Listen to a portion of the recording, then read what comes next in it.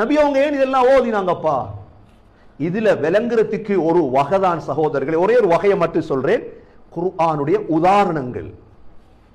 குர்ஆனுடைய ஏன் அல்லாஹ் உதாரணம் சொல்லணும்? உதாரணம் சொல்றது அவசரமா விளங்கிரும். உதாரணம் ஒன்று சொன்னா அவசரமா ஸ்ரீலங்கால உள்ள ஒருத்தர் கேட்காரு, நைக்ரா ஃபால்ஸ்னா எப்படி? நைக்ரா ஃபால்ஸ் அவர் கண்டு இல்லை, கமராலாம் போன் எல்லாம் வாரத்துக்கு முந்தின்னு வைங்களேன்.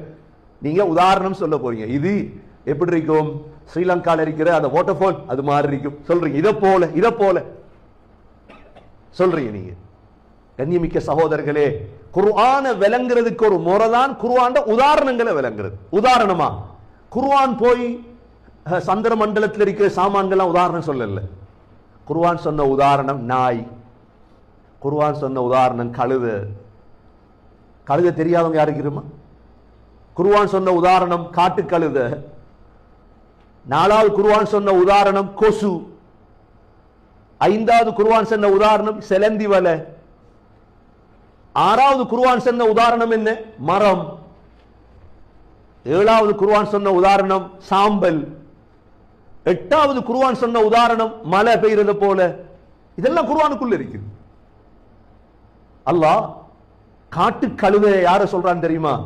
فما لهم عن التذكرة معرضين كأنهم حمر مستنفرة فرت من قسورة. அல்லாஹ் சொல்றான், ஏன் உங்களுக்கு பயான் இறங்குது இல்ல? அல்லாஹ் கேட்கிறான், ஏன் நீங்க பயான் கேட்கறீங்க இல்ல? ஏன் குர்ஆனை கேட்கறீங்க இல்ல? இங்க குர்ஆனை கேட்காதாக்கள் யார் தெரியுமா? எப்படி தெரியுமா? كأنهم حمر مستنفرة, காட்டு கழுதைகளை போல நீங்க.